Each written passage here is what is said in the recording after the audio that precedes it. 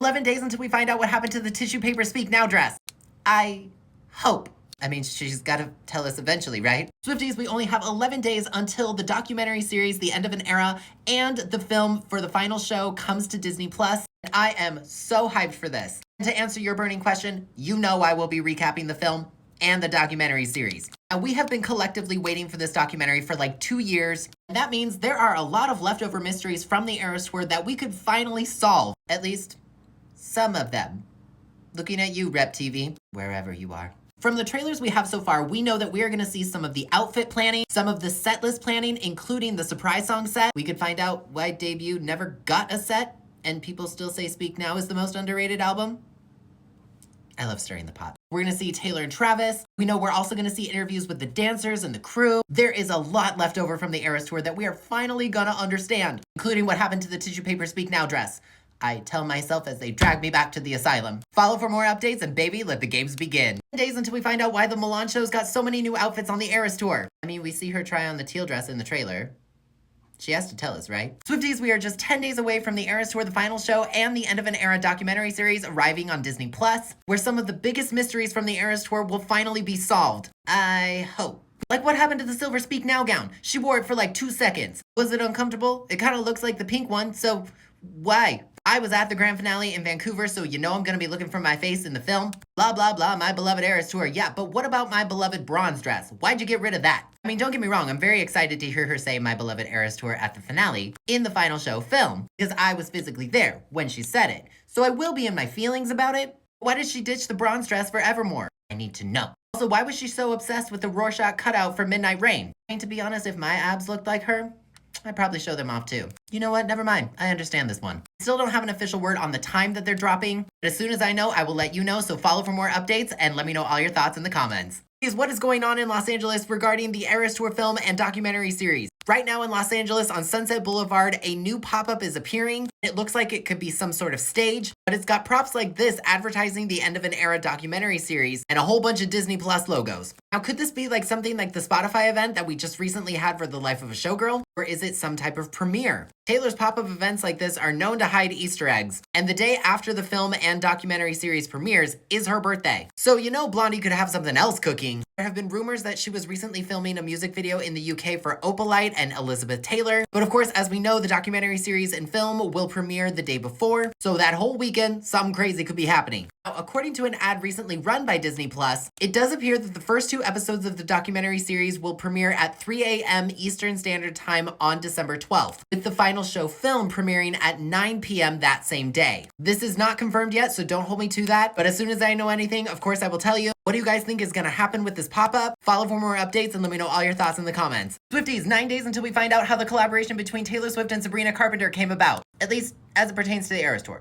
Not sure if we're gonna get any information about Showgirl yet. The Eras Tour documentary and final show film are coming to Disney Plus in just 9 days, and we know for a fact from the trailers that we're gonna get information about some of Taylor Swift's collabs, such as the one with Sabrina Carpenter, but we've also seen a few clips about her planning with Ed Sheeran and Jack Antonoff, and of course the fantastic Gracie Abrams. But it does make me wonder, in the episodes where Taylor Swift talks about her collabs, is she going to talk about any of the other ones, like bringing Aaron Dessner up on stage, or performing Nobody No Crime with the Haim sisters, which I will always seize every opportunity to remind people that its debut performance was my show in Seattle. But in the documentary series, I would love to hear more about her collaborations like Marcus Mumford, Phoebe Bridgers, and all of the other amazing people that she brought up on stage. Whose idea was it to bring Sabrina Carpenter up via a phone call while she's literally sitting underneath the stage? And when she talks about this collab, will she also talk about the Life of a Showgirl song? We're so close to finding out so many things. What is going on in LA with this pop-up? Let me know all your thoughts in the comments. We got another brand new small teaser trailer for the Eras Tour documentary series. This was posted on Disney Plus's official social media accounts, and yet they still have not given us an official time as to when these things are being released on the 12th.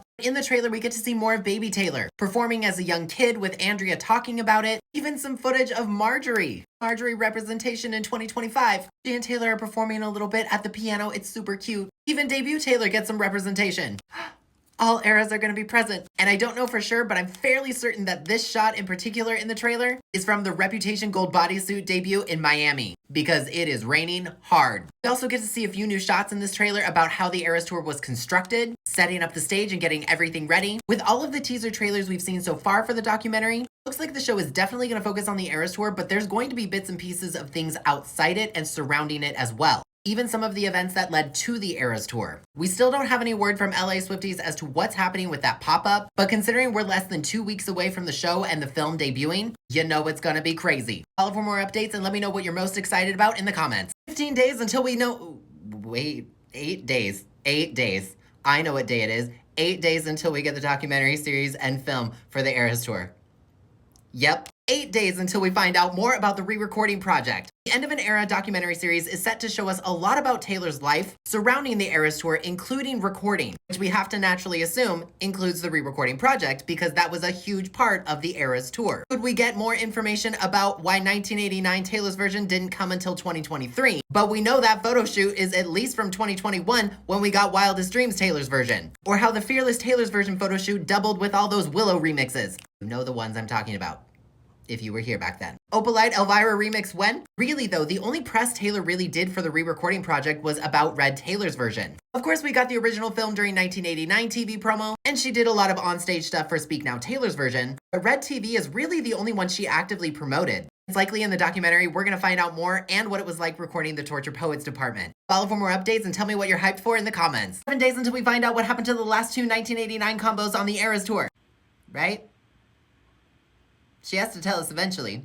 I'm not gonna be able to sleep until we find out what happened. It's been a very exhausting year, Taylor. We just want one answer. The Eras Tour, the final show, and the documentary series, The End of an Era, are arriving on Disney Plus in just 7 days. And finally, we are gonna get some answers. Also, like, why was it 1989 that she chose to switch up all the outfits? I mean, don't get me wrong, I loved all the colors. I thought they were pretty and sparkly, but this documentary series better answer a few of these questions. She had 4 different outfits already for 1989. Why did she need to make so many more? Especially since 2 of them never got used. Were they actually intended for Vienna? Or was she just being a big giant troll? I mean, it's Taylor Swift. It would not be the first time she's trolled us. Music countdowns, the gold rep bodysuit, 5 holes in the fence. It's time to lock your theories in the comments. Why do you think Taylor Swift left off 2 combos for 1989? Were they actually intended for Vienna, or is that gonna be her retroactive reason? Did she just forget? Guess we'll find out soon enough. 6 days until Taylor Swift finally tells us what it was like to plan and release 1989 Taylor's version and Speak Now Taylor's version. I mean, at least some of the details, right?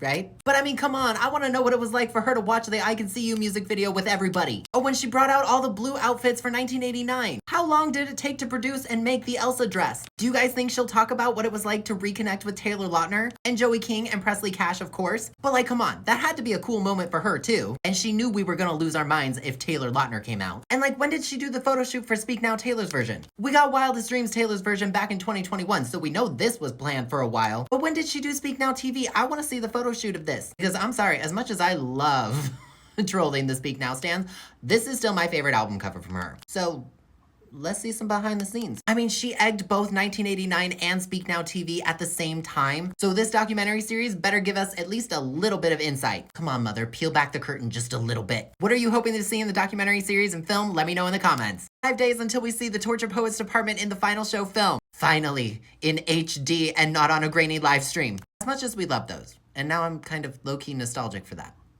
Can we get a grainy live stream mention in the film or the docu-series? Rep TV? No, but seriously, I'm so excited to see the Torture Poets department. Ever since it was added to the set, people have been wondering if she would eventually do a second film, something that showcases the Torture Poets department, but also the rest of the rearranged set list. We've seen bits and pieces of it from the trailers and teasers, and also from the I Can Do It With a Broken Heart music video. Speaking of which, in the docu-series, if she wants to answer why we never got the all-gold set for I Can Do It With a Broken Heart, I would love that as well. But I'd love to see more of the planning, the rehearsals, which we know we're gonna see, because that's been in multiple trailers. In some of the trailers, we've seen her rehearsing with Travis, and also Florida with Florence Welch. Adding the Torture Poets department to the Eras Tour set list was one of the craziest things she has ever done, and I honestly just am counting down the minutes until I get to see it. Do you think Post Malone will make a cameo? Who on the Eras Tour is on Jan's DTM list? These are the things we need to know. Follow for more updates and let me know your thoughts in the comments. 4 days left until the final show and the End of an Era documentary series arrive on Disney Plus. And Taylor Nation is starting us off quickly with a 75% off sale of all Eras Tour merchandise. Well, up to 75%. But some of these deals are really good. Like the highly coveted quarter zip is finally back in stock. Remember, this was originally exclusive to the venues, although it did come back for a short restock online once upon a time. Some of the t-shirts are 65% off. You can get this t-shirt for 15 bucks, and it was originally not 15 bucks. Some of the crew necks are even almost 75% off or half off. I mean, I'm literally wearing this one right now. We only have 4 days until we finally get some of the answers that we've been waiting for, or some of the scenes we've been waiting for, like seeing the Torture Poets department in 4K HD. It's a Taylor Swift release week, so you know it's gonna be crazy, and her birthday is on Saturday. And there have been rumors about an Opalite music video. Taylor pretty much always does something on her birthday, so you know this weekend's gonna be crazy. If you don't have Disney Plus, don't worry, I'm gonna be recapping each episode and the film. Are you marked safe from the sale, or did you secure the bag? Follow for more updates and let me know your thoughts in the comments. Taylor Swift is going to be appearing on Stephen Colbert on December 10th. Stephen Colbert just posted on social media a video of him dancing to Opalite with the caption, "Meet me at midnight," JK 11:35 p.m. Taylor Swift has been on Stephen Colbert in the past and is where we get the meme of, "No, Stephen, this is a pizza," which fans are still circling on to this day. The Eras Tour film and documentary series are going to be released on the 12th, though this very well just could be promotions for the film and the documentary series. But the fact that Steven's post is a montage of him dancing to Opalite gives me hope that that music video rumor about her filming a Christmassy music video for Opalite could be true. I know we're in the middle of Christmas season, so it's very hard to release a single at this time, but her birthday is still wide open on the 13th. Right now, unfortunately, we don't have any reason to believe that this is a performance. For some reason, Taylor is just not going to perform anything from the life of a showgirl, at least not right now. But it could be an Easter egg for Opalite as a single, which would fall perfectly in line to help promote the film and the documentary series. Either way, I'm so looking forward to another TV appearance from her this era. Let me know all your thoughts in the comments. We officially have the release times of The End of an Era and the final show film. Disney Plus just released a brand new trailer for the End of an Era documentary series with a caption letting us know that both the film and the documentary will premiere at 12 a.m. Pacific Standard Time. That's 3 a.m. Eastern Time, which is pretty standard release time for Disney Plus. And because of that, a lot of people thought that that would be the release time, but it was not officially confirmed until today. In the new teaser trailer, Taylor talks about her collaborations for the Eras Tour, like planning out exactly how she was going to bring out Ed Sheeran and Sabrina Carpenter. There's a little bit more rehearsal footage of her working with Gracie Abrams. There's even a couple blink and you'll miss it moments where she's rehearsing with Florence Welch for Florida. Today has already been a crazy day with the Eras Tour merchandise sale, the announcement of her appearing on Stephen Colbert, with a caption that originally said she was going to perform and then it got edited and changed. Personally, I don't think she's going to perform anything, but we'll find out. I mean, he did use Opalite in that video, so I'm going to count it as promo. You gonna be staying up to watch the premiere? Because I think I'm gonna watch episode 1 first. Follow for more updates and let me know in the comments if you're gonna watch the film or the documentary first. 3 days until we solve the mystery of Rep TV. Well, at least in my heart it does. We are just 3 days away from the final show film and the End of an Era documentary series arriving on Disney Plus. Taylor doesn't know this yet, but I have decided she's going to answer some questions about Reputation Taylor's version and all of the clowning for it on the Eras Tour specifically, because we know that she didn't record much of it. But we still threw her in jail every time she wore that orange dress and played with our hearts. Jokes aside, I am so curious to see why it took her so long to change the Reputation bodysuit, because I'm sorry, the gold one is elite. Not that the red one is bad, it is incredible. But like, she has to talk at least a little bit about Rep TV clowning, right? Because that was like a center point of the Eras Tour. And for the Reputation set, why did she change the bodysuit and never the mic? She knew we were clowning for this record 24/7, so we better get some answers. I mean, Taylor, all I really want to know is what you thought about the Rep TV clowning. I know, there's still a chance for the Vault songs to hatch. Come on.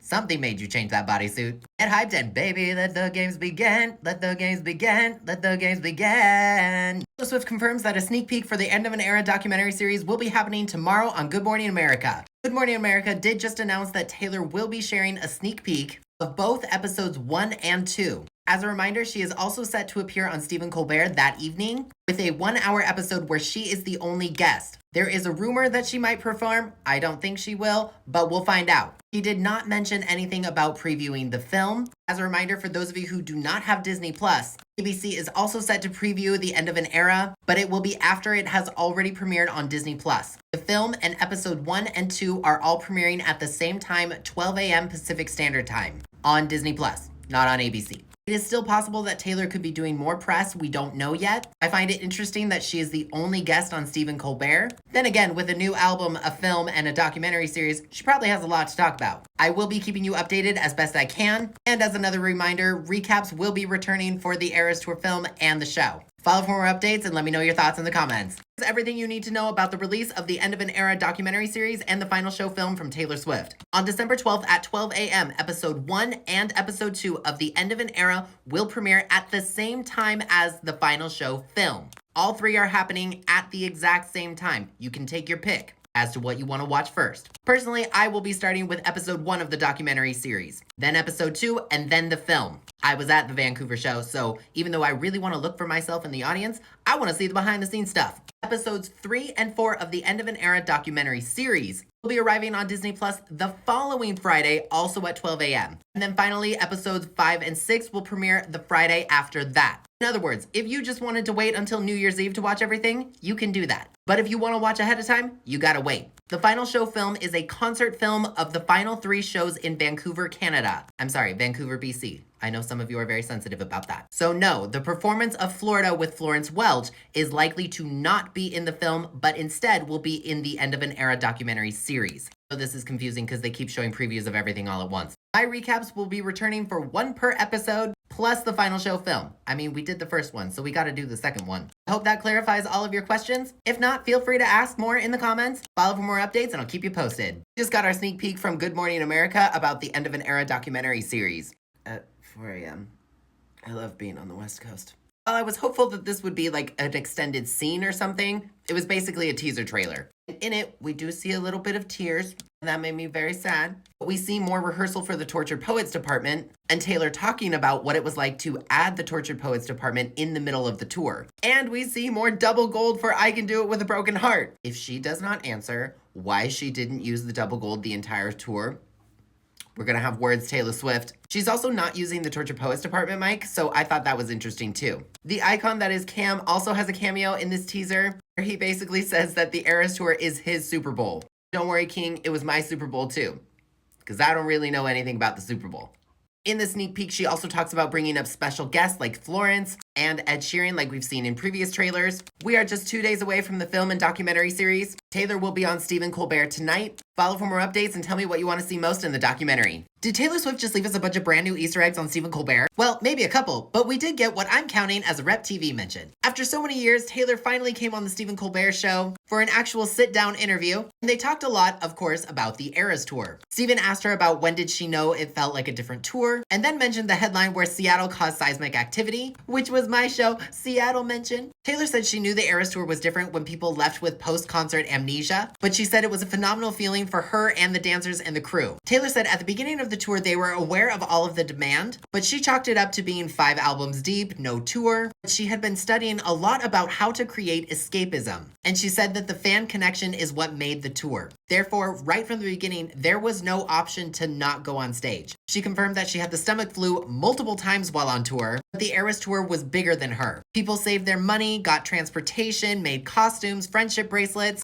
The only option for the Eras Tour crew was to go on stage. She said she has a rule for her home where there's no plaques or awards. She wants no evidence that a music person lives here besides a piano and a guitar, but the guitar is not hung in a prominent place. And she feels very grateful that her friends and her family are so locked in that she can tell them anything and it never leaks out to the press. And Stephen Colbert assured her that nothing she said today would leak out to the press. Side note, but his entire opening was hilarious. Definitely watch the whole episode if you can. Taylor said that after each show on the tour, she would go back to the hotel, get out of her costume, go immediately into the bath for mermaid time, and order an obscene amount of room service and sign about 2,000 CDs. The reason she signed so many CDs is because she needed to do something active with her hands so that her ideas would turn off, because she's an idea person. We love her ideas. She also talked about audiobooks, and this is where the eggs come in. Steven asked her what kind of audiobooks she listened to, and she gave a very, very specific response. Now, Taylor is an oddball, so it was kind of a run-on sentence, but I don't know. I'm paraphrasing, but she said that her ideal audiobook is something like a British mansion covered in ivy or moss. There's a ghost and secrets between the family. There's a mistress and plot twist, she's the psycho. There's a ghost that falls off a cliff. The father is the twin, but he drowned. And surprise, they don't own the island that they're on off the coast of Maine. Yep.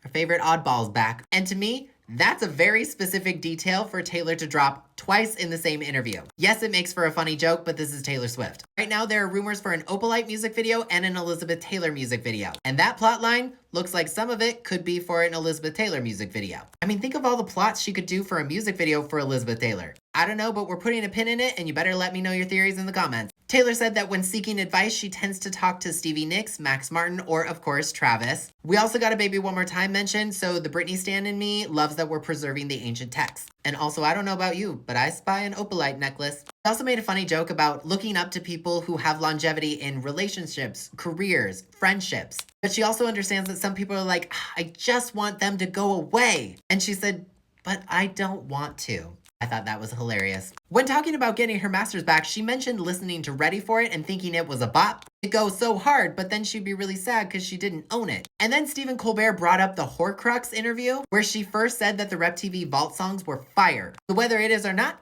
Rep TV. She also explicitly said, I was so stoked for the re-records I got to do. Now, Taylor Swift, you said in your master's letter that you had recently finished re-recording your first album. So either you're including it knowing that we haven't heard it yet, or is something else going on? You guys think she'll end up calling it Taylor Swift Taylor's version? Let me know in the comments. She also said that the Lover bodysuit was one of her favorite outfits to put on, and every time she did, she was locked and ready to go for the show, which explains why she basically did all those promo videos in the Lover bodysuit. At the end, Steven asked her what her own top 5 favorite songs are from her own discography, and she said she needs some time to appreciate all of her work, and she wants to get back to him on it, but she knows right away that her #1 pick is All Too Well 10-minute version. She also would add somewhere in the top 5 Mirror Ball. And considering the lyrics on both of those songs, that makes sense. What did you think of her appearance on The Late Show? Do you have any new theories or Easter eggs you picked up? Let me know in the comments. Swifties, are you ready to go back to the Eras Tour with me? The Eras Tour, the final show, and the End of an Era documentary series premiere tonight on Disney+. And Taylor has already started us off strong with the final trailer. In the clip, she talks about how the Eras Tour was a bonding experience for 70,000 people all at once, and she said, I've never been part of a phenomenon before. We also see a very quick clip of her recording again, which could either be for the re-recording project or the Tortured Poets department.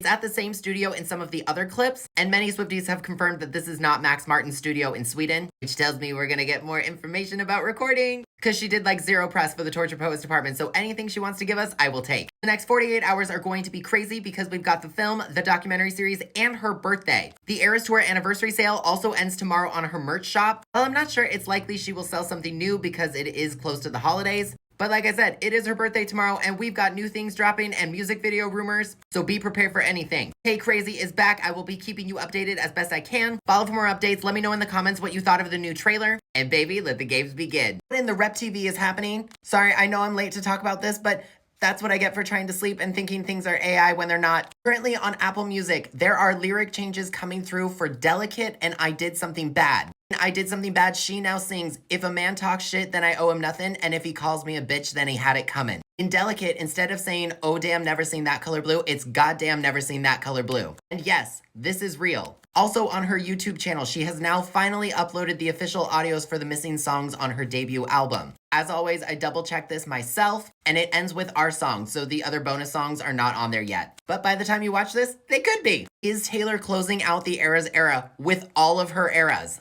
Right now, this is only on Apple Music. I initially dismissed this as not real because it's just not something Taylor would do, but turns out it is. We are less than 30 minutes away from the documentary and the film debuting on Disney+.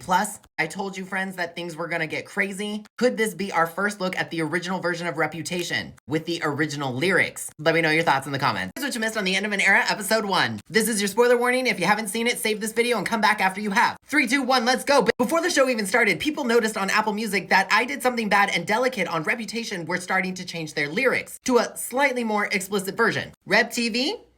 Not sure what this means yet, but we'll find out. Episode 1 opens with a wide shot of BC Place leading up to the final show in Vancouver. And we get to see the final show circle with all of the dancers. Taylor tells all of the dancers that they have performed for over 10 million people. And she thinks about how when the dancers were kids and figuring out when dancing was their calling and all of the doors that got shut on them in the past. And now how all of the dancers have grown up to be mentors for other people and inspiring the next generation. She said, I now think of all of you as tectonic plates on the earth. Episode 1 is appropriately called Welcome to the Eras Tour. We then get a segment of Taylor talking about what went into the Eras Tour. The re-recording project, the pandemic, which she said were the 2 primary reasons reasons that the Eras Tour was created. We also get to see tons of concept art for the Eras Tour staging. There were originally gold snakes that were supposed to appear on Reputation's set, just like our icon Karen. Seriously, Taylor, when are we getting a Karen plushie?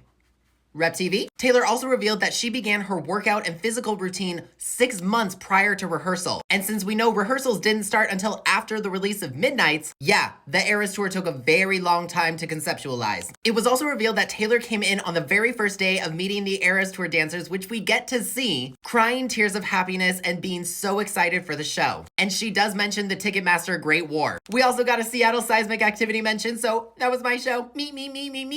They mentioned Swiftnomics, Tay-gating. Taylor was like, wow, this is affecting global culture. And then they talk about Vienna at length. In a moment where she's just sort of talking to the camera in the hotel room, she said, I've done 128 shows, but tonight in London is the scariest. She cries a lot, saying, what do you mean we dodged a massacre? She also talks about Southport, saying that she has to get all of these tears out right now because all of it has to be turned off when she goes and meets the families. She was like, I'm gonna go meet families at a pop concert.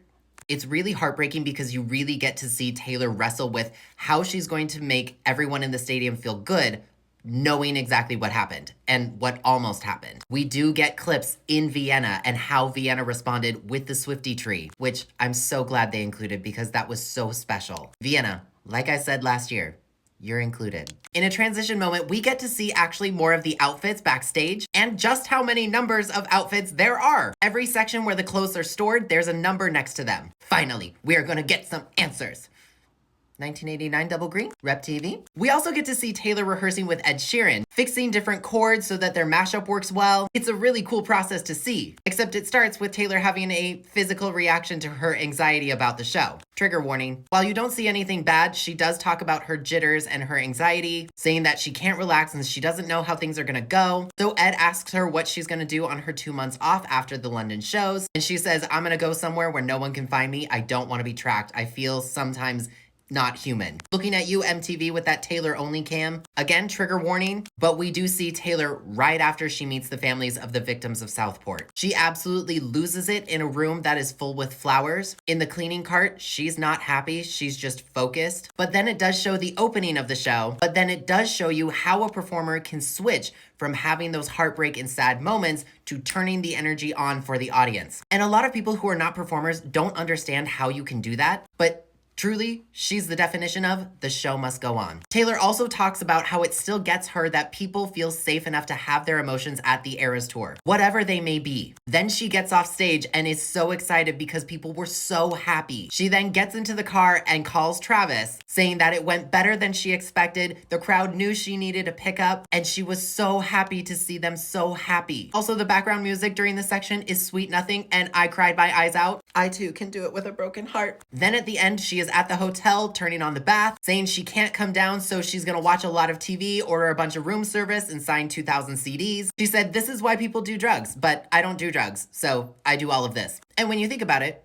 that's a pretty good way to deal with things. And that's basically what you missed on The End of an Era, Episode 1. I will see you in Episode 2. Here's what you missed on The End of an Era, Episode 2. Spoiler warning, if you haven't seen it, save this video until you have. 3, 2, 1, let's go, bitch. Episode 2 takes place mostly around the Tortured Poets department. She opens the episode by saying her goal of the Eras Tour was to make fans feel like they never missed out on anything. She talks about how during the break between the Asian shows and the European shows, in the middle of the release for the Tortured Poets department, she, the dancers, and the crew were all rehearsing to add it to the set list. We get to see her surgical tweaking each song to figure out how it would fit. Yes! We get to see setlist design. While talking about her ideas for Who's Afraid of Little Old Me, she says, I'm gonna have a mental breakdown during the song, it's gonna be fun. She also said she and the crew and the dancers did not want this to feel like she was shoehorning in a new era. She also was really afraid that people were going to go online and say, I miss the old show. But I think we all know Paris was a success. We do see the Paris show circle before the new set list is revealed, which is the same scene we saw in the I Can Do It With a Broken Heart music video. And the bulk of the rest of the episode deals with adding Florida to the set list. We get to hear a lot more from Mandy Moore and Amanda Balin, the choreographers of the Eras Tour. It's also revealed that Mandy and Amanda planned the choreography for Florida in a London hotel ballroom. Amanda in particular's main job was to show Taylor her own movements, but Taylor loved her choreography and said, you're a little pop star. so she invited her to be a dancer on the show. And Amanda was basically retired at that point due to several injuries over time. And she said getting to do the show was like a second chance because dancing is not a forever career. And I'm crying again. Cam took the stage in his own interview, and both Cam and Taylor talked about how representation matters in media. Taylor said that a lot of people, when they're planning choreography, can want things to look very uniform. They want a certain body type. They want all men or all women. She said, I didn't want that. I wanted everyone in the audience to look up on stage and feel like they saw themselves in somebody on the stage. Cam himself said it's so important to be seen and to be heard and to be understood. He talked about a director who once told him, your dancing is great, but what are we gonna do about your body? He said that when he got the audition email, he had no money. While he's very proud of his brother in the NFL, who has gone to the Super Bowl 3 times, doing the Era show felt like Cam's Super Bowl. Taylor said she wants the dancers to pull focus because everyone on that stage is their own superstar. Remember how at the end of the Eras Tour, it was revealed that Taylor gave over $197 million in bonuses to the crew, the dancers, and everybody else involved in the Eras Tour? Yeah. We see that moment. Taylor handwrote and signed with a wax seal a letter to every single person on the Eras Tour, plus a bleeped out amount check for privacy, which it must be high because when Cam reads that amount, everyone starts crying. Some of the dancers nearly collapse on the floor. So, as if we didn't know this, but Mother pays well. Taylor said if the tour grosses more, the higher their bonuses will be on top of their paychecks. And then we see all of the dancers crying together. Okay, I'm crying again. Taylor really coming for the emotions with this documentary. We also get some really sweet moments with Cam's mom. She said that Ready For It is her song. And Cam's like ever was, nah, bruv. Florence Welch took the stage for Florida rehearsals, saying that she's never done a lift on a show. And you get to see everyone figuring out their stage blocking, the choreography, what they're gonna do. Taylor also says, it's taken me a really long time to even be fine at choreography. Taylor says, I don't do 8 counts, but Mandy teaches Taylor choreography from a lyrical perspective. Taylor says, I learn choreography by learning which syllable I'm attaching which move to. She said, I don't learn any other way. Trust me, I've tried. And we know, girl. Florence and Taylor take the stage for Florida, which we do get to see a whole bunch of in HD. Half the performance is in the episode. Florence said she had never seen the stage lit up before she got on stage, so she said it was a bit like landing on Mars. She also said that she and Taylor are friends. She's soft and silly, and then when I got on stage, I was like, oh my god, it's effing Taylor Swift. It was really funny. Closing out the episode, Taylor also talks about how she felt about each show in the past on previous tours, always thinking about, I hope they got what they were waiting for. But she said on the Eras Tour, she never thinks that. And that's basically what you missed in the End of an Era episode 2, Magic in the Eras. I will see you in the final show film. Here's what you missed on Taylor Swift, the Eras Tour, the final show film.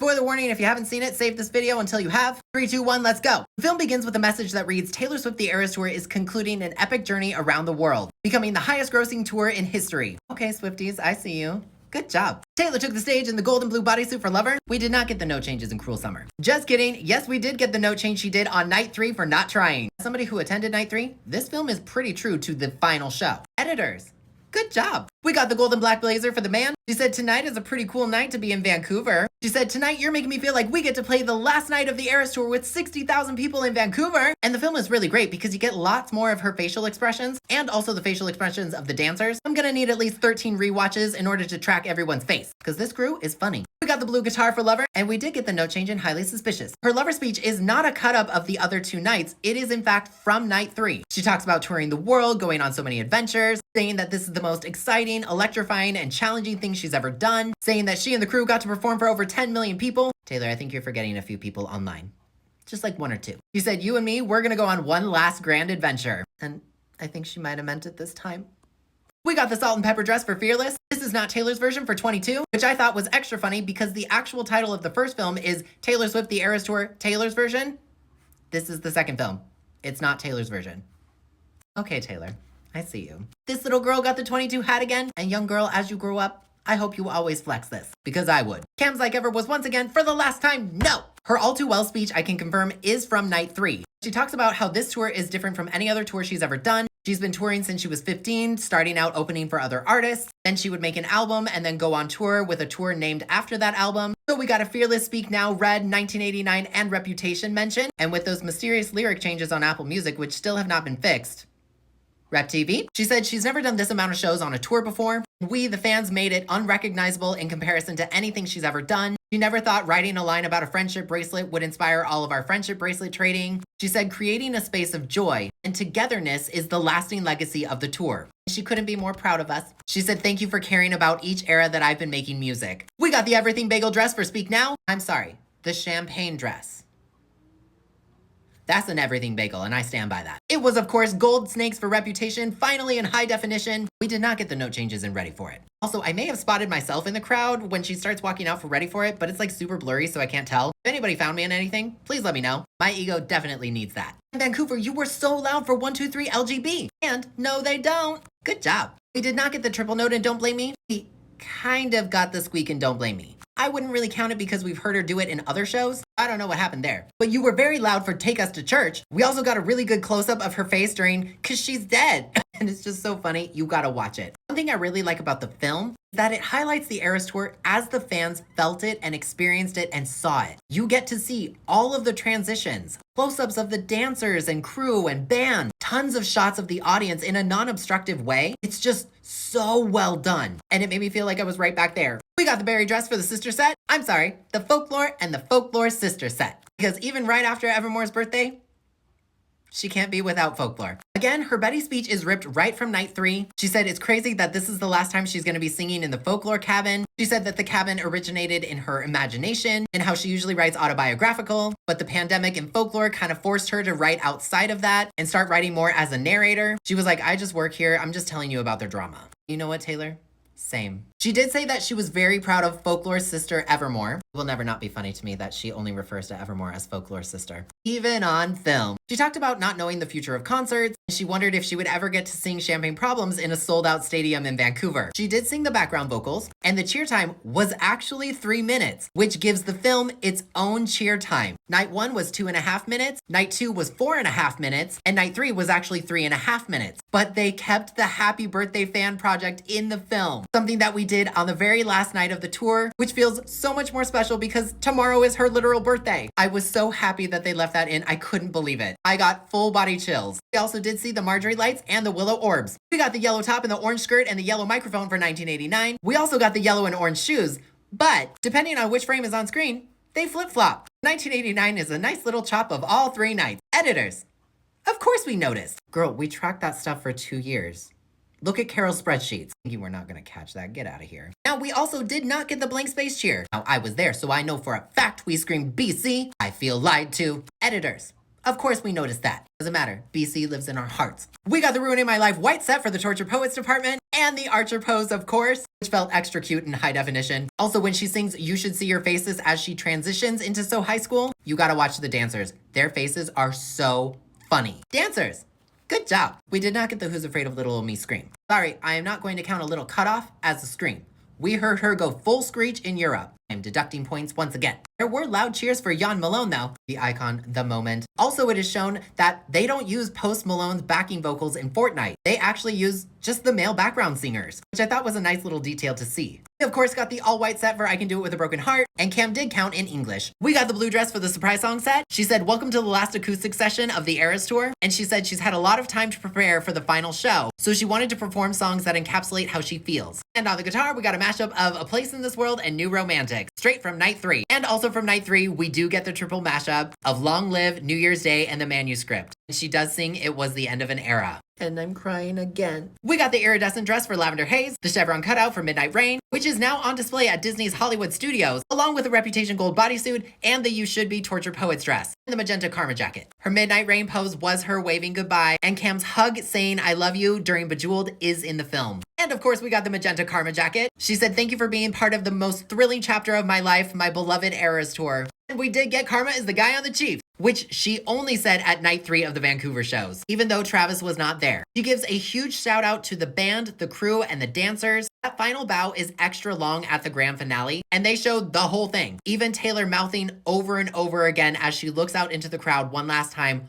Oh my god. As you go through the credits, there is a special thank you to 13 Management and her staff, and a special shout out to the fans who made the Eras Tour what it became. During the credits, you will see everything that happened after she exited the stage, hugging and thanking literally everyone in her line of sight, including the mysterious Santa and elf we saw at the show. And there's a big hug between her and Austin, and of course her mom and dad. It's like literally the sweetest thing ever. This film truly captures what the Eras Tour felt like in 2024, at the height of its impact, and is everything that we could have wanted. 13 out of 10 recommend. Now we just need to know what this business is all about. No, I'm not letting it go. And that's basically what you missed on Taylor Swift The Eras Tour, the final show. I will see you next Friday for episode 3 of The End of an Era. The End of an Era documentary series does this one thing very well. This video will contain spoilers, so if you haven't seen it yet, feel free to save and come back. But here we go. The Eras Tour was no doubtedly about Taylor Swift and her discography. While it was successful and memorable for numerous reasons, she didn't do it alone. In episode 2, Taylor makes it very clear that she did not want uniformity when it came to her dancers on stage. She wanted everyone in the audience to feel like they could see themselves in somebody on this stage besides herself, giving us one of the best moments so far in the documentary with Cam Saunders, also known as our Like Ever King. Cam reveals in the documentary that he didn't have $1 to his name when he got the email about auditions for the Eras Tour, which was very secret at the time. His brother paid for a flight for him to go to the audition, and choreographer Mandy Moore knew he needed to be included right away. Not because he looked a certain way, but because he was actually skilled in his craft. Cam is no doubt hilarious on the Eras Tour, and we love him for it. But his moments talking to his mom about her sacrifices that led him to be able to be a dancer and eventually join the Eras Tour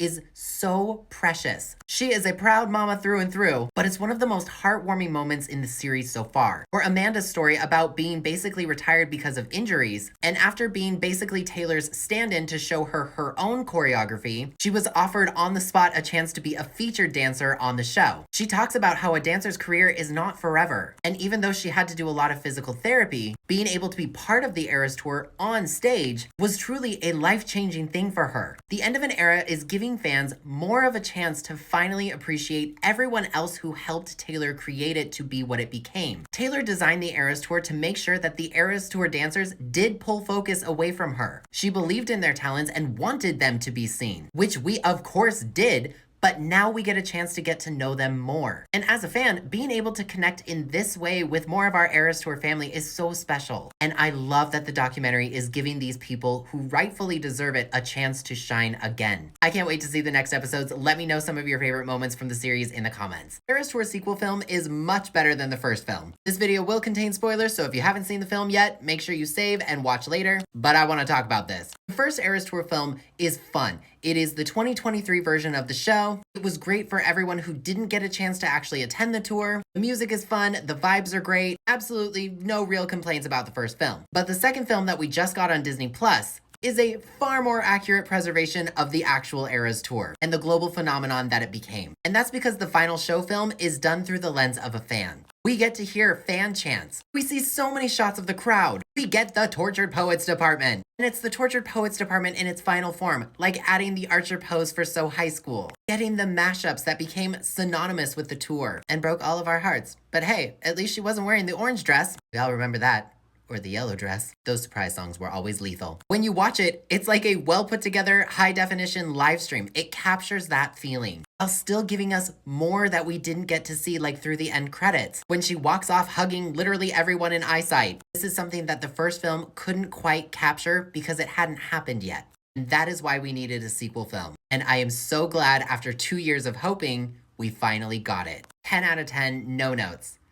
Except one. Thank you for a new meme, because now the flip-flopping shoes of 1989 will live on forever. There was one moment in the End of an Era docu-series so far that was completely diabolical. This video will contain spoilers, so if you haven't seen it yet, feel free to save and watch later, but it's a very tiny detail that I want to talk about, and that is specifically her use of Sweet Nothing. As if I wasn't already crying enough because of Vienna and Southport, you had to make the moment she's calling Travis Kelce on the phone right after the shows in London with the background music of Sweet Nothing? Do not ever do that to me again. You could not have picked a better song for that moment. Sweet Nothing is such a beautiful hidden gem from the Midnight's album. To see it used in the context of calling somebody you love after doing a very, very difficult thing is just a gut punch, but that's part of what makes the scene most powerful. Sweet Nothing is a song about being with somebody who doesn't expect much from you, who just wants to love you, and you recognize that. So for Taylor to be coping as a performer with what happened in Vienna, plus meeting with the victims of families, which she did all throughout the London shows, not just one time, and to feel that good energy after the London shows, especially the first night, just you could not have picked a better song to highlight that moment. Now, excuse me while I go stream it and cry my eyes out again. End of an Era is doing something that I think a lot of people don't realize. This video will contain spoilers, so if you haven't seen it yet, feel free to save and watch later, but let's get into it. We got both the documentary and the film at the same time. The final show film is all about the Vancouver shows, predominantly swinging toward night 3. Most of her speeches come from night 3, most of the little teeny tiny clips come from night 3, but certain performances and different aspects come from the other nights for different angles, which is just great basic concert movie editing. The docu-series is giving us a little something extra beyond just behind-the-scenes footage. It's also giving us a lot of performance footage. A huge chunk of the Florida performance is in episode 2. Sure, not every little bit is there, but most of it is. We're getting longer clips of her performing in HD, Miss Americana, Shake It Off, Love Story, her performance with Ed Sheeran. While the documentary does give us tons of behind-the-scenes footage that we've been asking for, in only the first 2 episodes, we're seeing so much more from the show. And we know that she's going to be talking about her performances with Gracie Abrams and Sabrina Carpenter in the future, so it's likely we will see HD performances of those as well, at least in little clips here and there, which has me super excited for the rest of the show, because now it feels like we're getting the whole picture, and I just love that. What other performance scenes do you think we'll see in episodes 3, 4, 5, and 6? Let me know your guesses and thoughts in the comments. An Era documentary series, in particular in episode 2, takes us behind the scenes of something very specific, and it's got me wondering a couple things. This video will contain spoilers, so if you haven't seen it yet, feel free to save and watch later, but let's jump into it. In episode 2 specifically, we see Taylor talking about the Tortured Poets department, and how she needed all hands on deck to add an additional era to the Eras Tour set list in the middle of the Tortured Poets department's release. She talks about how they built a top secret rehearsal facility, and we see her talking to Mandy Moore about her vision for how she's going to tweak specific songs, what songs from the original set list are going to be removed, and how she wants the set list to sort of flow. Part of this rehearsal footage we have already seen in the I Can Do It With a Broken Heart music video that came out right after the London shows last year, which we had already seen at that point back in May when she started posting YouTube shorts showing rehearsal footage for the Eras Tour coming back in Paris, which, as a reminder, was fuel to the flame for all of us wanting a documentary. I knew this was coming.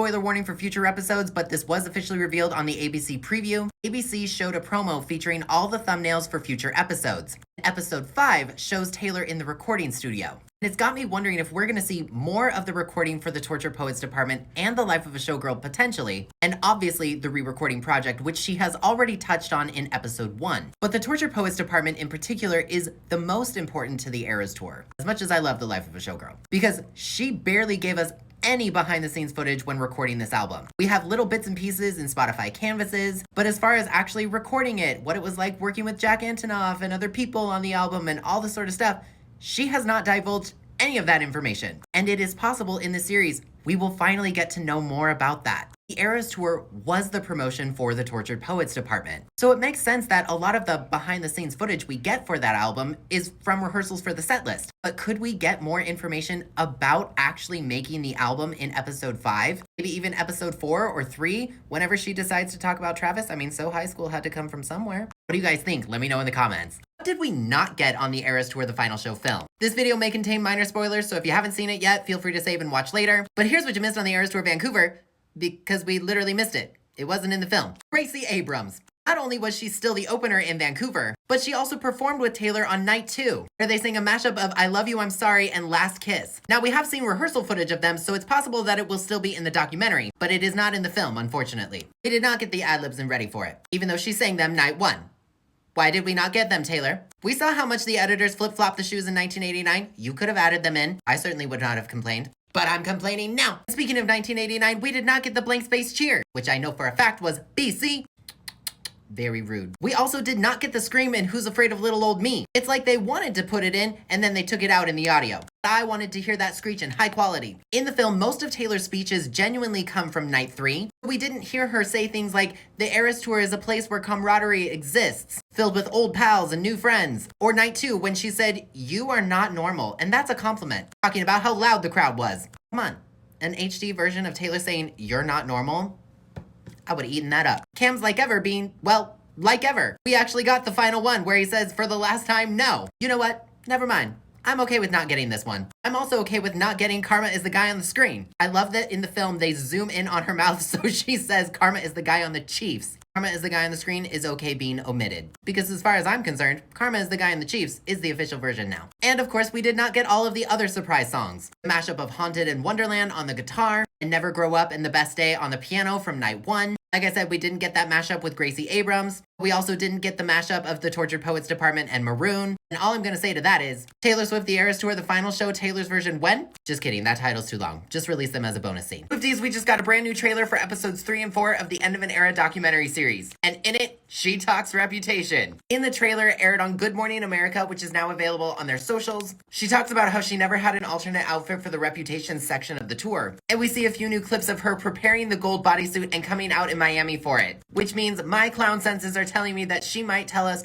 why she waited so long to have an alternate outfit for Reputation. Rep TV? She and her mom Andrea also talk about quick changes and how Taylor once tripped and scraped her hand really badly and still wasn't late for her cue for Ready for It. We also see them talking more about Travis Kelce on stage, where she says her fans have never been louder than that moment. The trailer also reveals that in either episode 3 or 4, we will get to see the planning for Sabrina Carpenter and her coming out on stage in their mashup in New Orleans. The trailer obviously doesn't reveal everything, but it's got me so hyped for tonight. Episodes 3 and 4 will be on Disney Plus tonight at midnight, basically the same time as last week. With all the new changes to Delicate and I Did Something Bad, I cannot wait for these episodes. Follow for more updates and let me know your thoughts in the comments. Final 2 episodes of The End of an Era are arriving early. In a new video Taylor posted to her social media and originally on Good Morning America, she says that episodes 5 and 6 are now premiering on Disney Plus on December 23rd at 12 a.m. Pacific time, which personally I think is better because now people can really enjoy Christmas Day if they celebrate it and not have to stay up till midnight that night in order to watch it, at least here in Pacific time. I don't know what it's like in your time. To clarify, that is still going to be 3 a.m. Eastern Standard Time on the 23rd, meaning that's going to be a very early morning for you East Coasters. I know time zones get crazy, but basically, whatever your original plan was for the 26th, just move it to the 23rd. From a business standpoint, I think it goes without saying that this will also help streaming numbers. People won't be busy that day because of the holiday. And you know what? Now that I'm thinking of it, I'm curious what the streaming numbers are going to be for this show. Don't forget, we also got a brand new trailer for episodes 3 and 4, which air tonight, as previously scheduled. And don't gaslight yourself, episodes 5 and 6 were originally planned for the 26th. What do you think of this change? Let me know your thoughts in the comments. Taylor Swift has finally released a 7-inch vinyl for The Fate of Ophelia. For US customers only. You literally have to have a US billing address and shipping address. Side A is The Fate of Ophelia, and Side B is the Alone in My Tower acoustic version. And I gotta say, this is really pretty. It's the same Portofino orange glitter vinyl that's found on the standard version of the Life of a Showgirl vinyl, but Taylor does not do 7-inch vinyl singles very often, so this is a rare treat. It also does not ship until January 7th, which confirms to me that she's not doing anything with Opalite for a while, much to my chagrin. It has been a very big day already for the Swiftie community. Episodes 3 and 4 of the End of an Era documentary series are airing tonight, and we know that these episodes are going to deal with the Reputation gold bodysuit and Travis Kelce and Sabrina Carpenter. Taylor also announced on Good Morning America that episodes 5 and 6 are arriving early on December 23rd at the same release time of midnight Pacific time, and now we have this 7-inch beautiful vinyl single. As of this filming, it's not available internationally yet, but if it is available in your country, let us know in the comments. Did you secure the bag and are you hyped for tonight? Let me know. Here's what you missed on The End of an Era, episode 3, Kismet. The episode opens with Andrea talking about baby Taylor and how she started out from school plays to karaoke, theater, trying to call around to different festivals. She said Taylor always knew what she wanted and she was always planning her first tour, but she never heard her say fame or money. And Andrea said when you're doing all of that, you never think it will evolve into this, aka the Eras Tour. Episode 3 really centers around 2 main things. One being the Eras Tour crew, like Amos, who's been Taylor's bassist for a million years. You get to see more of their home lives and their families. Or Tamia, who lives with her family but jokes about one day having her own apartment in LA. Girl, we love that dream for you and we are supporting you every step of the way. One of the biggest things highlighted is what happened to Jesslyn, who is one of Taylor's backup singers. Remember during the show how fans started to notice that one of the starlights was missing? That's because, spoiler warning, she was diagnosed with breast cancer. And they had the audacity to start playing Soon You'll Get Better, and I cried my eyes out. Jesslyn talks about how she would do the tour and then fly back to LA for biopsies and surgeries. And then she'd fly right back to the tour and pretend like nothing was going on, until she needed to take 6 months off for chemotherapy and other surgeries as well. but the second she finished radiation, she hopped on a plane and got right back to the tour. But she said while she was away, she was watching the live streams to be a part of the show as well. And Taylor said, no matter what, you always have an invitation back. It's honestly one of the saddest moments in the entire episode, but it does have a happy ending. But more on that in a second. We do finally get to see Taylor's workout routine. That girl is doing resistance pull-ups, which just like me, she confirms she absolutely hates. However, the difference between Taylor Swift and me is I don't actually do them. So, shout out to you, Taylor Swift. She says, I've never worked out this much in my entire life. It's horrible. Oh, wait.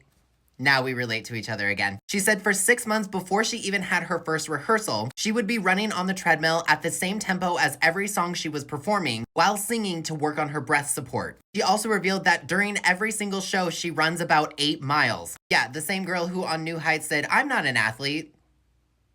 Okay. The other main thing that this episode deals with is the outfits. More specifically, Miami and the gold Reputation bodysuit. It's revealed in this episode that the fabric used for the red bodysuit was the only fabric of its kind to exist, meaning that one of the reasons Rep never had a second bodysuit at that time was because they didn't have material to make a new one. But there were also problems creating the gold bodysuit as well, because the breast cups didn't quite fit, and therefore it was very uncomfortable to try to do any of the choreography. However, just in the nick of time in Miami, it was altered perfectly. Originally, it sat too low. The costume designers were able to fix it, and we thank them for it. Taylor did also confirm that this is her favorite bodysuit of the two. And what I took from that is, Queen has taste. Taylor tries on multiple different outfits for the first time in this episode, like the Sunset Surprise Song dress, the blue Fearless outfit, obviously the teal outfit for Speak Now, and it's revealed that Taylor has 4 quick change booths set up under the stage. Some are even on different floors, and every quick change is under 1 minute and 15 seconds long, with the fastest being 39 seconds. And there's about 20 or so quick changes throughout the show. And that we know for sure, because we tracked it for several years. Before the tour resumes in Miami, Taylor talks about forgetting certain parts of the show, different choreography, and messing things up. She also talks about that night in Houston, where she tripped on the hem of her dress and skid her knee and her palm, but she was very proud about not missing her mark for Ready For It. She was like, still wasn't late.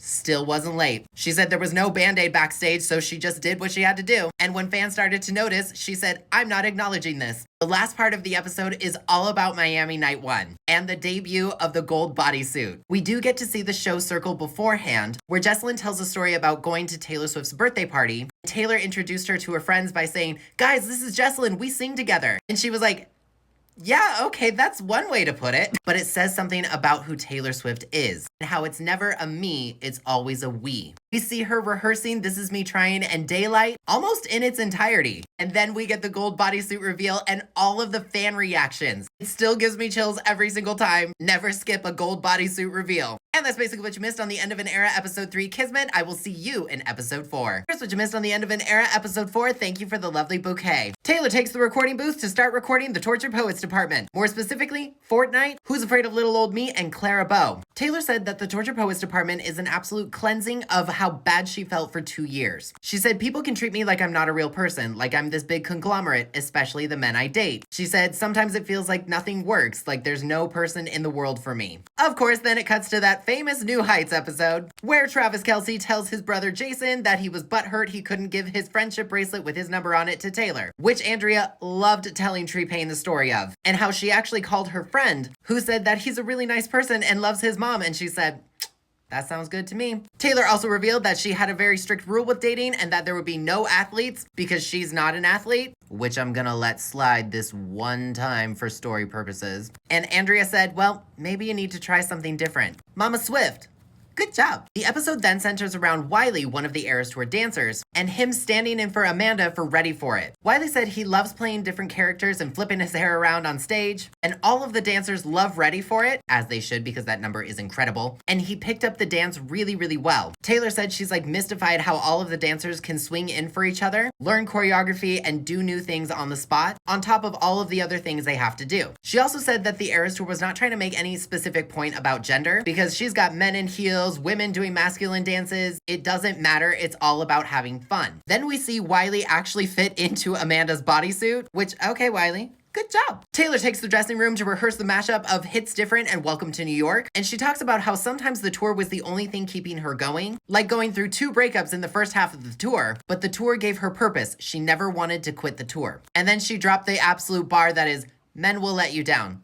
The Eras Tour never will. And that needs to be on a shirt immediately. After Taylor finishes rehearsing her mashup, Andrea says it's so sweet that Welcome to New York and Hits Different really tells the story of her and Travis. And Taylor's like, what are you talking about? These are 2 breakup songs. She said it's supposed to tell the story of somebody going through a big breakup and then she moves to a different city and finds a new sense of purpose. So if you were ever on the fence about those songs being breakup songs, now you know. But Andrea was like, well, I just heard the pretty parts. And, well, yep, that's how basically all of the mashups were interpreted. Mother Swiftie gets it. Taylor does talk about her relationship with Travis Kelce, but it's more so how he affected the Eras Tour, like going up on stage in London. Taylor said that when she was writing the skit for I Can Do It With a Broken Heart and The Smallest Man Who Ever Lived, she thought he's so funny, this would be a great place for him to go, but she was never gonna suggest it to him. But when they started joking and talking about it, she was like, oh, you're serious.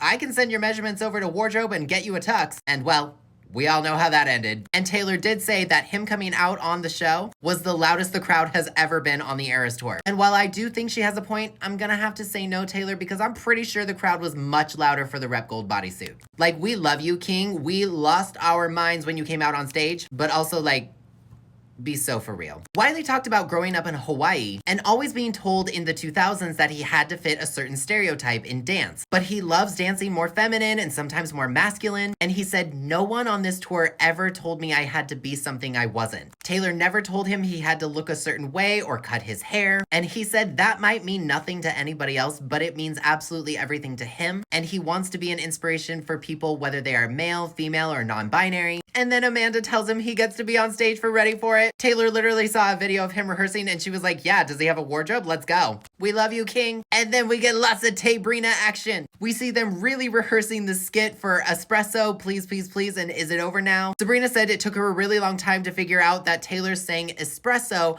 mashed up with a song that has a lyric about takeout coffees. She was like, that's genius, but it was a blonde moment. They talk a little bit about Sabrina being an opener for the Eras Tour and then basically battling herself for #1 on the charts in the summer. And it just made me so happy.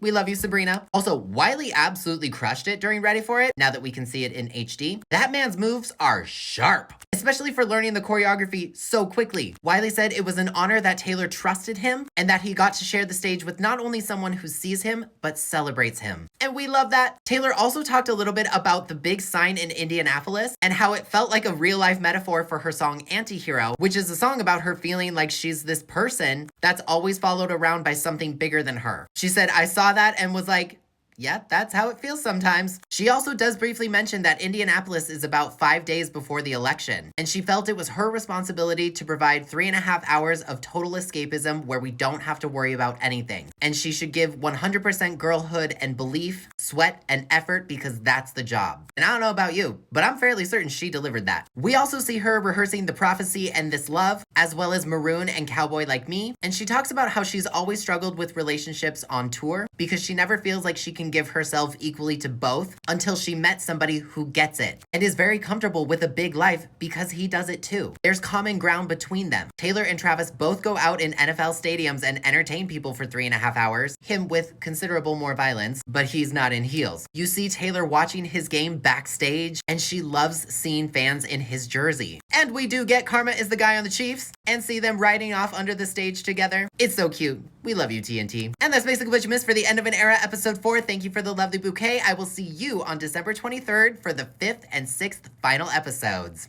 Have you noticed this about the End of an Era documentary series? Now that we have 4 episodes to work with, I wanted to share some of my opinions about the whole thing so far. It will contain spoilers, so if you haven't seen it, feel free to save this video and watch later. But let's get into it. The End of an Era is of course about Taylor Swift, but it's also not about Taylor Swift. The Eras Tour is the highest grossing tour of all time, not just because of Taylor Swift or the fans, but because of everyone on that stage with her and behind the stage as well. The End of an Era is not necessarily about Taylor Swift, it's about the Eras Tour specifically, and everyone who is a branch off of that making it what it was. The documentary so far goes out of its way to highlight the cast and crew. It gives these incredible talents an opportunity to share how the Eras Tour affected them, because the only people who know what it was like to actually be on that tour are the people who were on that tour. And this is something I'm loving from the documentary so far. Yes, I love hearing Taylor Swift's stories and her thoughts about certain events and different facets of the tour, especially within fan culture. But I am loving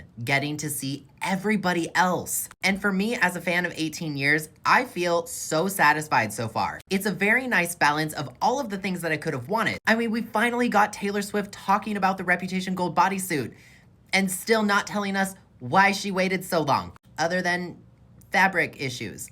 Which is so on brand for the whole Reputation Taylor's version meme. Like, I love to clown about Rep TV, but honestly, I love the meme a little bit more. And her not telling us why she waited so long for Reputation just feels right. But like in episode 4, she talks about her relationship with Travis Kelce as it pertains to the Eras Tour. She doesn't divulge her deepest, darkest secrets. It's basically how they met and how he got on stage in London and how it affected her the remainder of the tour and how that compares to her own previous relationships that she's had on previous tours. Frankly, I think one of the laziest critiques there is of documentary series like this of artists, not just Taylor Swift, but in general, is that, well, it's supposed to paint them in a certain light. And the reason I think that criticism is frankly lazy is because, yeah, a documentary is supposed to showcase a certain message. And as it pertains to Taylor Swift, if she truly was this evil, awful human being that some of you are desperate to make her out to be, then why is it coming out of the mouths of everyone who is working close to her that she's not really those things? And if your argument is, well, they got paid to appear in the documentary, why are you mad that they're getting properly paid and compensated for their work? Which only reinforces the notion that she did a good thing. And this is the case with other artists as well. Because both Cam and Wiley have talked about DEI as it pertains to the Eras Tour. And if things like that don't matter to Taylor Swift, why then, for example, has Taylor always included a diverse cast when it comes to models for her merchandise, for example? Or yes, the Eras Tour. Now, I don't say that expecting to change anyone's mind, because at this point, they're not going to change. But when it comes to all of these things, Taylor's not doing the talking.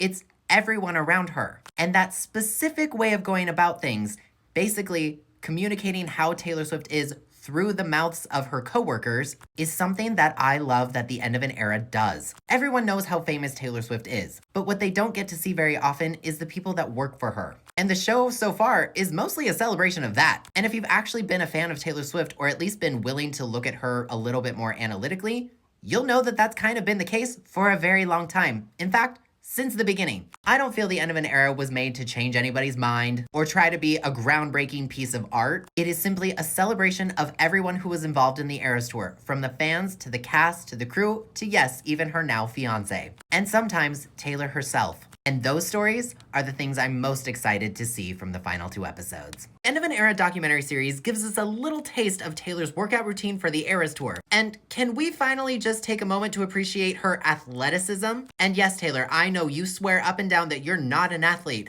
but I'm here to dispute that. In episode 3, it's revealed that you obviously have a personal trainer, which all of us knew because, yeah, duh, which tells me that you probably calculate your stats, which is why you said you run at least 8 miles per show. And as somebody who hates math, let's do math. So first of all, you have to get in shape 6 months prior to rehearsal. Then before the show even begins, you're running up and down the length of a football field in a private practice studio, learning your blocking and going back and forth, redoing steps, all that sort of stuff. And when you're not doing that, we can safely assume that at least a portion of your free time is back in the gym to keep up your stamina, especially on breaks. Let's say you are running 8 miles per show. 8 times 149 shows is 1,192 miles over the length of the tour. But you have to do a dress rehearsal before you do the show, which means you're running an additional 8 miles per show day, which means you actually ran 2,384 miles over the course of the tour, at least. Not only that, but during your little Tortured Poets department break, you were probably not rehearsing for just 3 hours, the length of a show.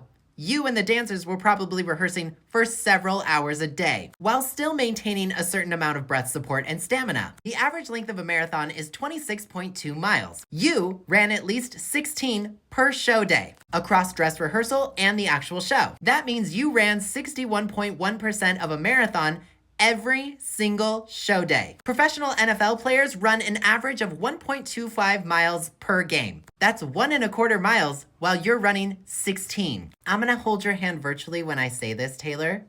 Your ass is an athlete. So you were right, Taylor, in your speech for the man. You should have felt very powerful. We just got the final trailer for The End of an Era episodes 5 and 6. We now know that these episodes are going to deal with her family life, including more of her talking about Marjorie, and Andrea mentions the set list, so it's likely that they're going to bring up the Marjorie lights, which already lets me know that we're going to be crying again tonight. Gracie Abrams is also going to be featured somewhere in the final 2 episodes, more specifically this performance. We're going to see them rehearsing for this show, and if it's anything like the other few episodes, it means we're probably going to get some HD clips of this performance too. And I don't know about you, but I'm fine with that. We also see Taylor crying during the Champagne Problems cheer, which is likely from night 6 in Toronto, when she absolutely lost it on stage, where she said, "It's not even the last show. I forgot what I was saying. I'm just having a moment." And honestly, Taylor, same. I'm not prepared to watch that again. We see clips of what I think is the final bow, which ties into the final show film. We knew that The End of an Era wouldn't answer all of our questions, but I have loved what we've gotten so far. What are you most looking forward to in episodes 5 and 6? Lock your final hopes in the comments. Follow for more updates and I'll keep you posted. Here's what you missed on The End of an Era, episode 5, Marjorie. Episode 5 centers around how the Eras Tour affected her family. How Taylor got her start, where her talent comes from, centered around, as you might expect, Marjorie. The episode starts with Taylor and Andrea talking about Thanksgiving plans, and Taylor asking Andrea if she would make ribs for Travis, and she said, "Yeah, some Texas-sized ribs for a Texas-sized man." You know, now that we have the song Wood, there's a joke in there. I'm mature, I promise. Taylor says that the Eras Tour is also a celebration of her family. And Andrea talks about their family business, not knowing anything about the music industry, but because of Taylor's tenacity, they just kind of went along with it. But Andrea knows what it's like to be around somebody who's musical. And she talks about her mother, Marjorie. Talking about how Marjorie was a famous opera singer and a music major touring right out of college. She also told a very cute story about how every time Marjorie would perform, she would ask Andrea for feedback. Andrea was like, "I was 8 years old, but I gave the best advice I could." Wanting feedback right after a show. Sounds like somebody else I know. We also get to see the planning and rehearsal with Gracie Abrams. Gracie said that Out of the Woods is like one of her top 3 favorite songs of all time. I knew she had taste. We're gonna have to continue to stand. She also jokes to her tour manager that Taylor is a mastermind. Gracie Abrams truly is one of us. Amanda Balin also shows us her home life in Toronto. There's also a show circle moment where she talks about how she's retiring after the Eras Tour as a professional dancer, and it's just like so sad, but also like you get it. Yeah, there's a lot of those moments in this episode. Taylor talks about the cinematography on the Eras Tour, and we actually get to see early footage of them planning the stage dive, which was Ethan Tobman's idea, her production designer. Then we get a ton of footage Taylor recording her various albums, recording our song for Debut. Did she answer why Debut doesn't have a set on the Eras Tour?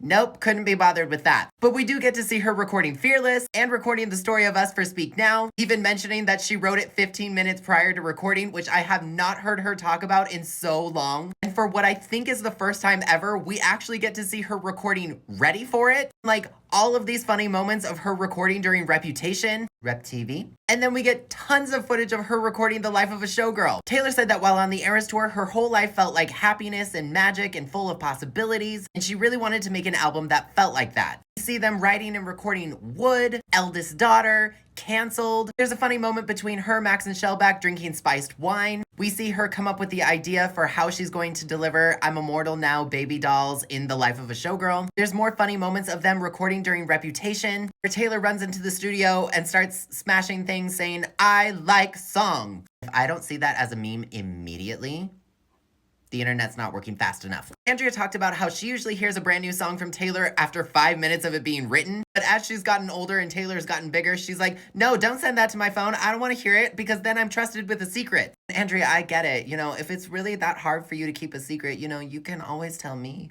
While Andrea is the one primarily speaking, we do see Scott Swift and Austin Swift as well. We see lots of fans recording different versions of Cardigan, talking about how Taylor's music affects the fans. So if your version is in the documentary, let me know in the comments. Swifties, good job. We see Gracie Abrams covering All Too Well in 2020, talking about how each chapter of her life is marked by a Taylor Swift album, which is something she said a lot on tour. Once upon a time, a friend asked Gracie if she could have either $10 trillion or write a song with Taylor Swift, what would she choose? And Gracie was like, write a song with Taylor Swift. Same. And then we do get to see a lot of the performance of Us and Out of the Woods. Were you there for that performance? Let me know in the comments. Then the episode goes for the gut punch. One of Taylor's background singers for 12 years, Camila Marshall, talks about how she lost her mom just before the Eras Tour started, and she and Taylor always have a moment where they look at each other during Marjorie. And during the show circle in Toronto, Camila talks about the power of music and how after her mom died, she talked about how two things can be true at the same time, meaning when the tour started, she was the happiest she has ever been. But she was also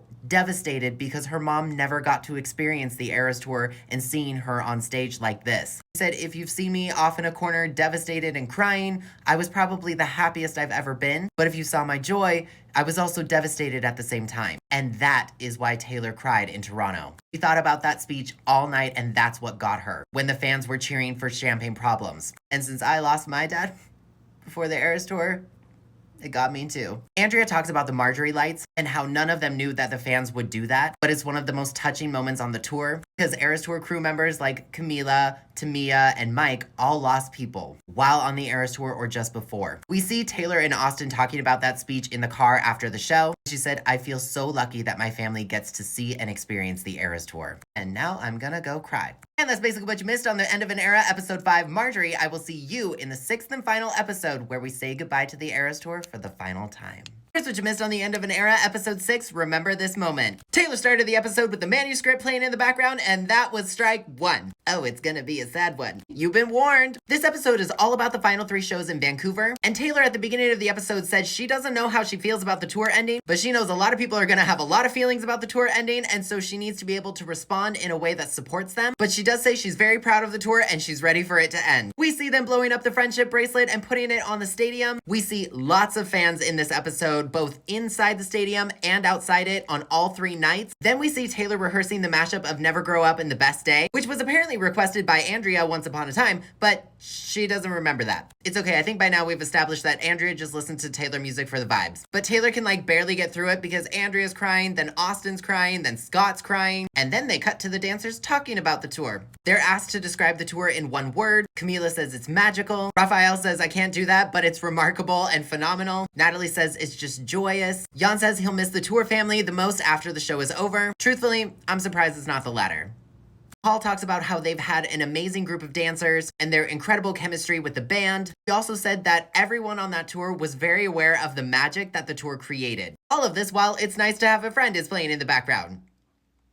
God, they're really going for the gut punch, aren't they? John also talks about how Taylor told him he will be first seen on the Eras Tour because he's the first one to exit with the fan, and he said, I still can't describe that moment. We see 2 show circles in this episode. The first one for night 1, she says that this is our victory lap, and this is the happiest I've ever been on a first night. She talks about how the Eras Tour is the pinnacle of anything she's ever done, and she gets really depressed with pop culture's obsession with youth culture, where we depend on young people to decide what's popular, so she thinks it's really special that she got to develop all of that, become an artist in her 30s, and then make the thing she was known for. And I know you'd like to forget that debut exists, but as somebody who's been here since debut, I think you were known for 1 or 2 things before the Eras Tour, but okay, the Eras Tour was a phenomenon. I get it. We also see Taylor and Gracie Abrams rehearsing the mashup of I Love You, I'm Sorry, and Last Kiss, coming up with their lyric ties to each other. It's a really cool moment. Taylor also talks about the 22 hat moment on the tour in this episode, and how it stems from a hat she wore on the Red Tour, and she never knows what kids she's going to meet, but for a moment the world disappears and it's just them. And then we get this montage of so many different kids who got the 22 hat. Apparently she forgot that adults also used to get the 22 hat, but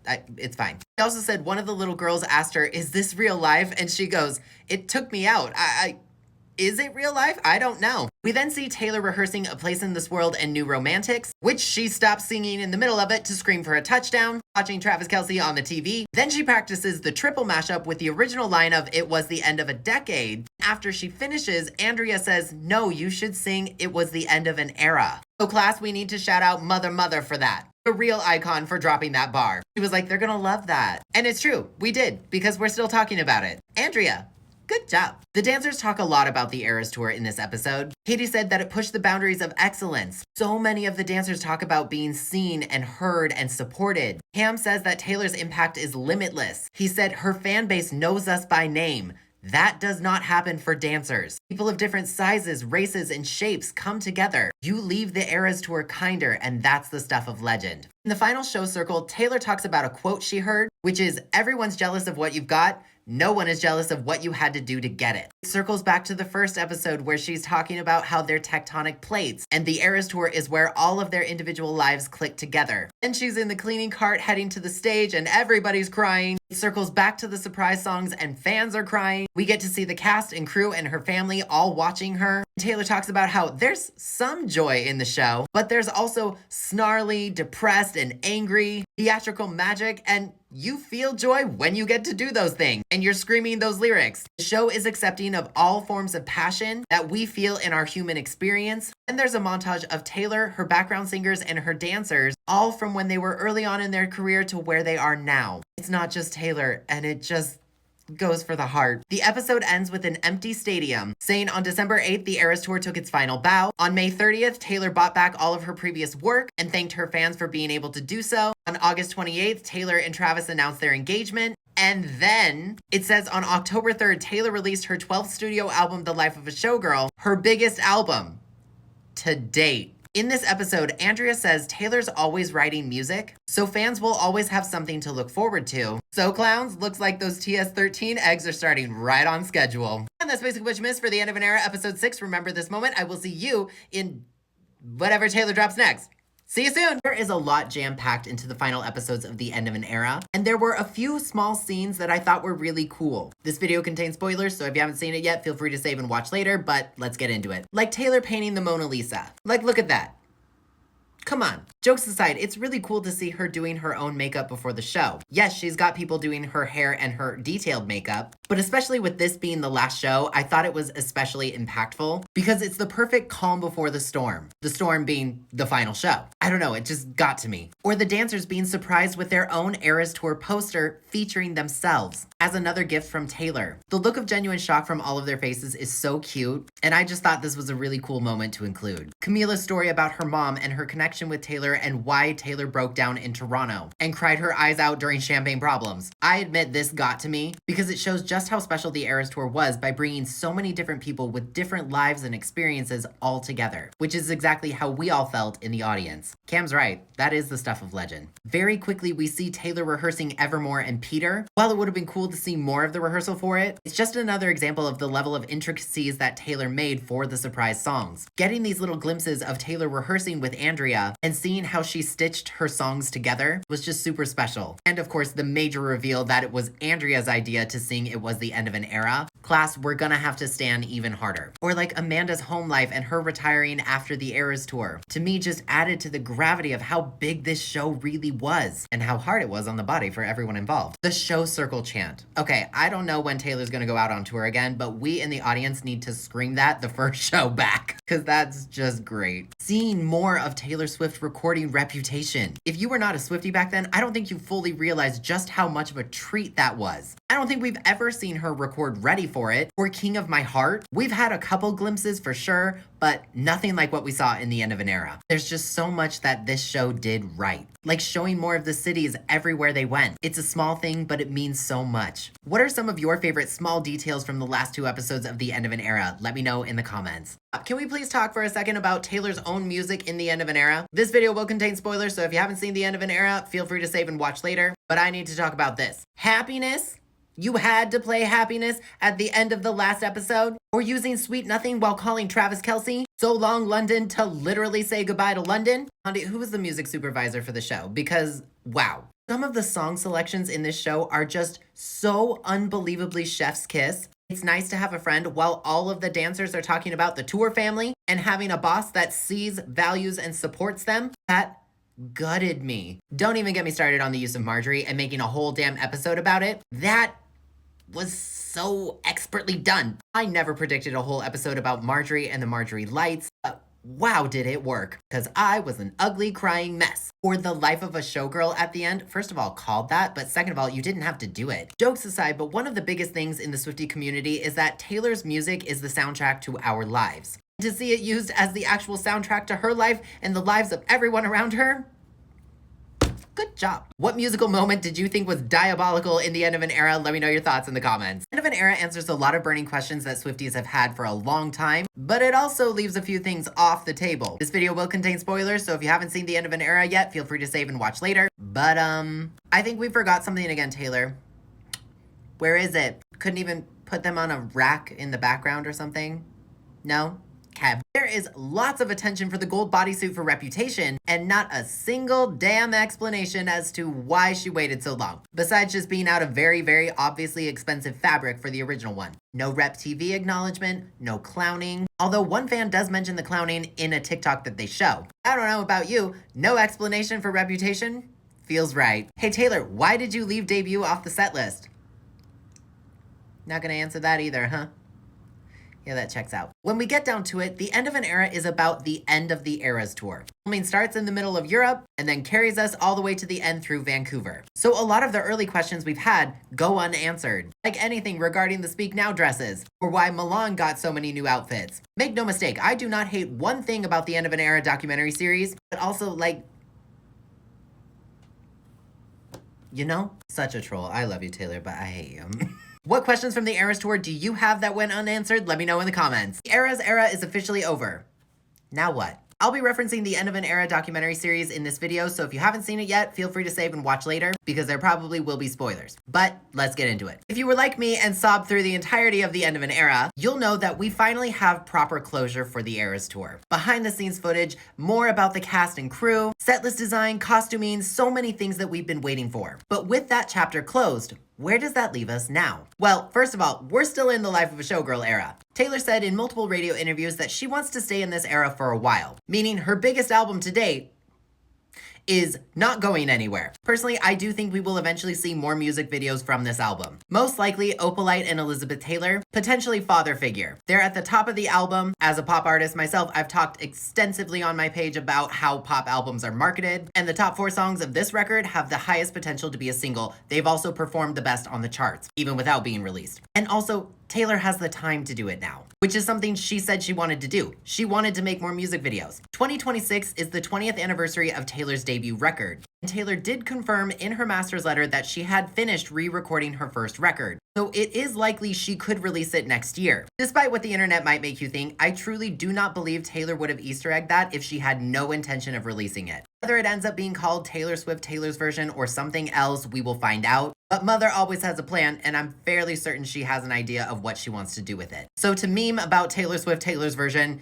isn't really a meme. It's something that's probably gonna happen eventually. And I know, what about Rep TV? I do think eventually Taylor Swift will do something with the Vault songs, whether that's a standalone EP, a special anniversary of Reputation. I mean, she did just update those audios in Apple Music, and she owns all of her work now, so it means she can do whatever she wants. I will always clown about Rep TV because it is fun, and fun is okay. Even after we have the Vault songs, I'm still gonna clown about Rep TV because I love the meme. She may not do Reputation Taylor's version anytime soon, but I do think she'll do something with those Vault songs. And 2027 is the 10th anniversary of Reputation, so who knows? I do think that the Eras tour and the branding around it is done. It is possible we could get a live album someday in the future, maybe for some special anniversary, but I don't think it's likely. I think the end of an era makes it pretty clear that this is the closure for the tour. And honestly, I'm okay with that. Would I love to have the mashups and different performance audios? Absolutely. Do I think she could release them in one-off things here and there? For sure. I think as we head into 2026, the Eras tour is done, and as much as that makes my heart ache, artistically, I fully understand. This is not the end of Taylor Swift's career, so don't believe any YouTube video or TikTok video that says it is. Blondie's still gonna make music, don't worry. And in my opinion, that little blurb at the end of an era does hint at TS13. Do I expect that anytime soon? No. Will I continue to stir the pot about it? Yes. Because the crowd was chanting more, you know. It's the same reason I love to make the Speak Now stands mad. It's just so easy. What musical project do you think is up next for Taylor Swift? Let me know your thoughts in the comments.